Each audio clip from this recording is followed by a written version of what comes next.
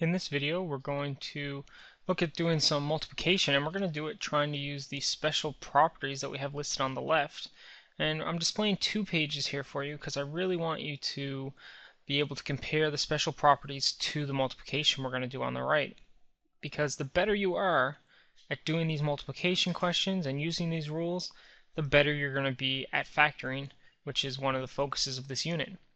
So each of the rules are just listed on the left here. We have a times x plus y is ax plus ay, and then there's an example of that rule. So x plus y times x plus y, we use the distributive property twice, and we end up with x squared minus y squared.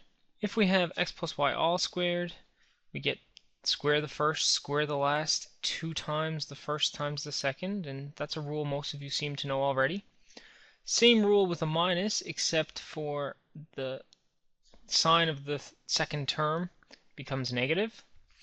And then we see some more rules as we go. So we're going to try to do the examples on the right over here, and we're going to refer back to these rules when possible. You actually don't need to know any of these rules, the way they're written, to do this section. As long as you know the distributive property, you can work out every one of these questions. So do it whatever way makes you most confident to get the right answer. But we'll refer back to these rules as much as we can here. So example 1a then, we have 40 times x minus y, and that goes back to special product 1 on the left, so the answer for that one is 40x minus 40y. B, well, same idea, one term outside, two terms inside, so we get 6a cubed plus 21a squared, as we bring 3a squared in with both. C is like special property or special product 2. We have two brackets that are the same except the sign of each is different, so the answer for this one is going to be y squared minus 36.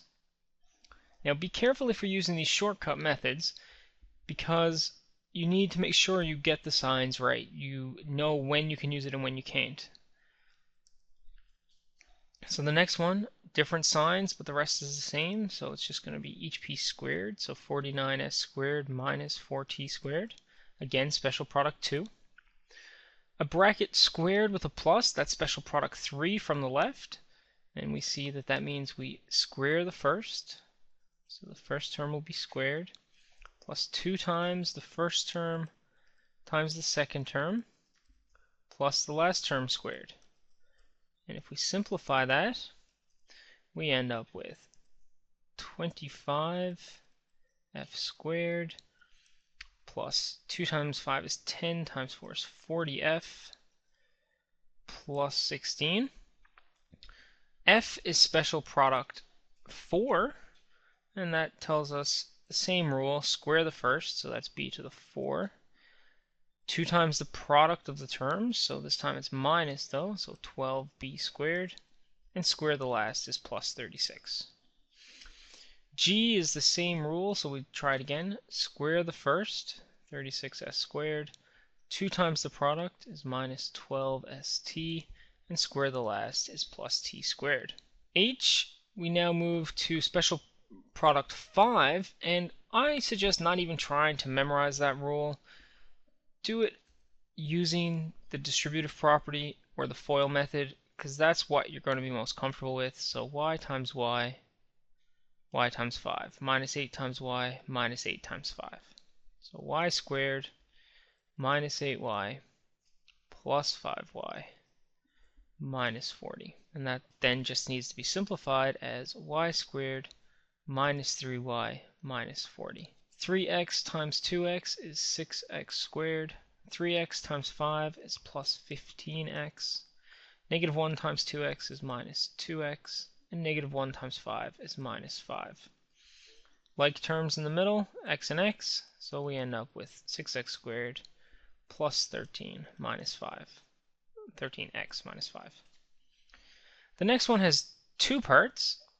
It has a 2 in front, and then it has two sets of brackets.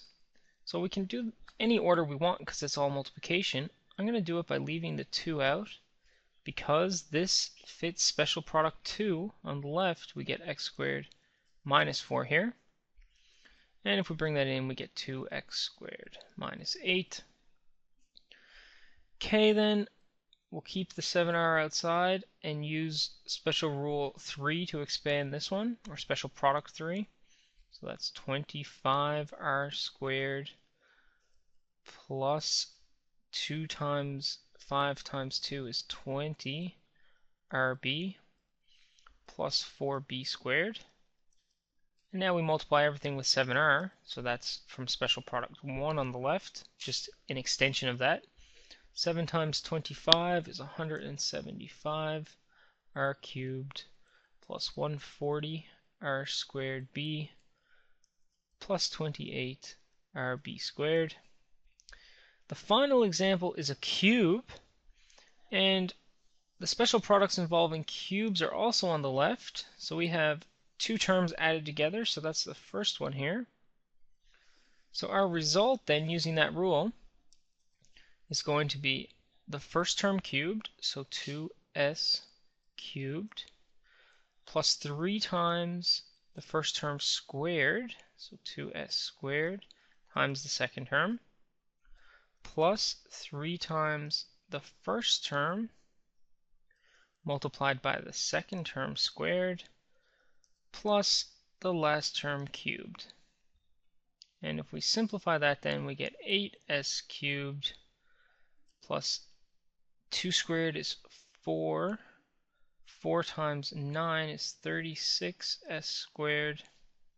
3 squared here is 9, times 3 is 27, times 2 is 54.